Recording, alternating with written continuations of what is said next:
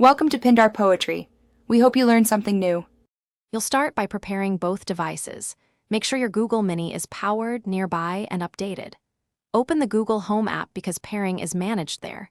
Sign into the same Wi-Fi account as the Miniso settings sync. In the device card, tap Settings, then enable Bluetooth for pairing mode. Once done, keep your phone's Bluetooth on and bring the source device within a few feet. This reduces interference and speeds discovery so you can proceed to connect. Now you switch to your source device and start scanning for Bluetooth devices.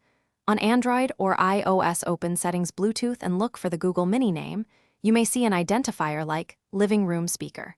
Tap it to connect and accept any pairing confirmation.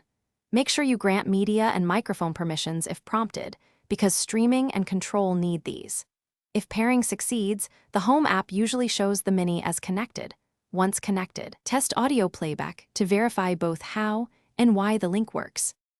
Finish by selecting the Google Mini as the audio output in your music app or system sound settings so audio routes correctly. Use the Home app to confirm the Mini is listed under paired Bluetooth devices and rename it for easy future selection. If connection fails, restart both the Mini and your phone, toggle Bluetooth off and on, and retry pairing. As a final troubleshooting step, reset the Mini's Bluetooth via device settings in Home. You only reset the Mini. Thanks for watching. Consider subscribing if we helped you.